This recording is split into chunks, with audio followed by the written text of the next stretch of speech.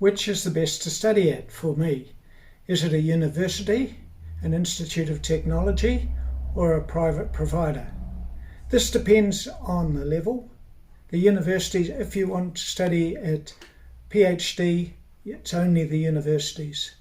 If you want to study masters, you have the choice between some of the ITPs, Institutes of Technologies, and the universities. For degrees, you can do both in diplomas. One of the key differences from my experience is that universities tend to have larger classes. They tend to cater for the postgrad, the PhD students, which they're very good at. But when you get down to the things like the degree and graduate diplomas and even masters, sometimes they have bigger classes and less support. They expect people to be more independent. And also the other thing is, depends which country they're used to dealing with. So if, for example, you're from Philippines and a university has all their students from China and India, then they don't really understand the differences in your background and academic systems.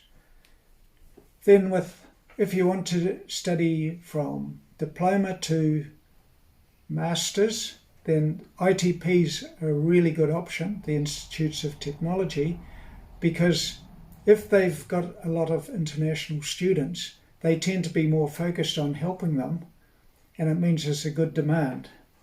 So if you look at that and see how many students they've got and then talk to it, so normally their international teams have a much better understanding of what is needed in the culture, and it's more of a family atmosphere where they include you in a lot of outside academic activities, whereas the universities tend to leave that to you to find for yourself.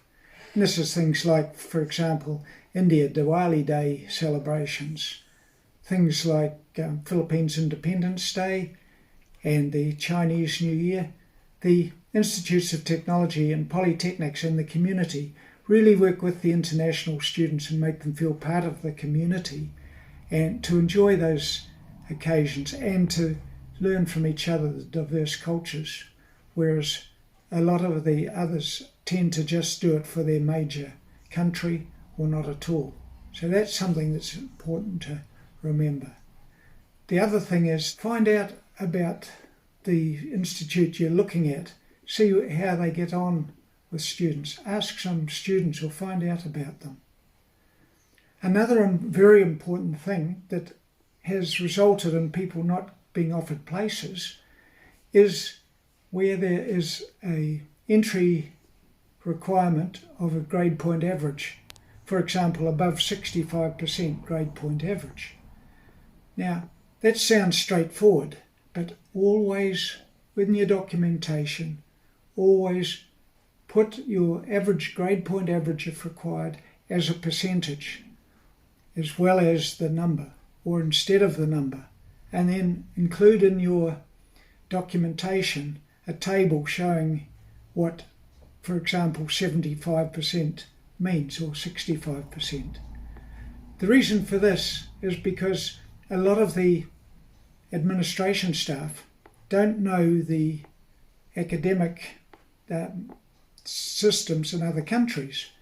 So, for example, in the Philippines, a grade point average of 1 is equivalent to 100%, perfect student.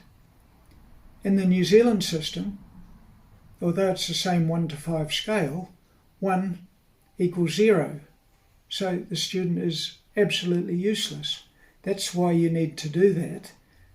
And the other thing is too, if you're looking at levels, the Philippines level, for example, of PhD is different to the New Zealand Qualifications Authority level.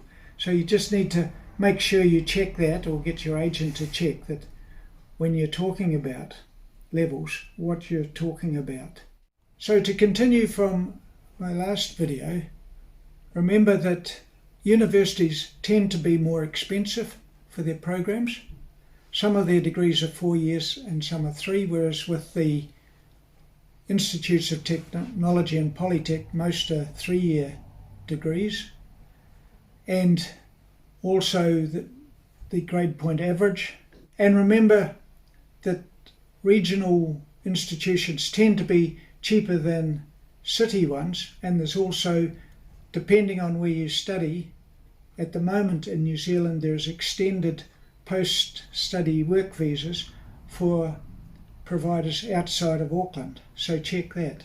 And there's also been a change in partners allowed. That's got tougher, so level 7 you don't get your partner able to come. But I can't give immigration advice, so you need to check that on the Immigration New Zealand website for the latest information. Immigration New Zealand, on their website, when they changed the rules in mid of 2019, they produced some small leaflets for different countries. So on their website you can find out the changes. For example, for Philippines you can have it in English, which most of you will use, but for some people's parents or other people, they have a version in Tagalog, they have versions in Chinese, and many other countries.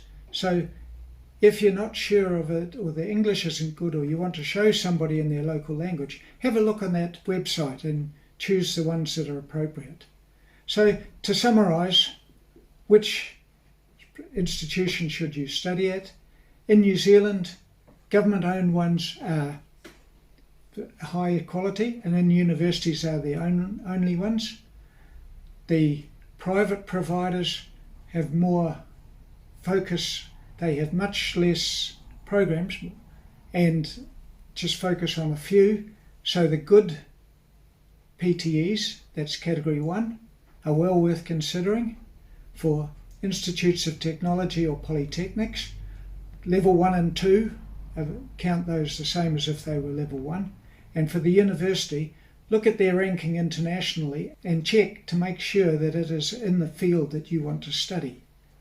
And especially for degrees or graduate diplomas, 1-year programs, when you don't have that much time to acclimatise and you have culture shock going there, it's often best to look at an Institute of Technology or Polytechnic or a private provider, because they tend to give more support and work more with the community in ongoing things, treating you as part of, as we say, the whānau or extended family. So that's your choices, and I look forward to catching up with you on the next video. And if you like this channel and you find this information useful, don't forget to subscribe to the channel and give it a thumbs up.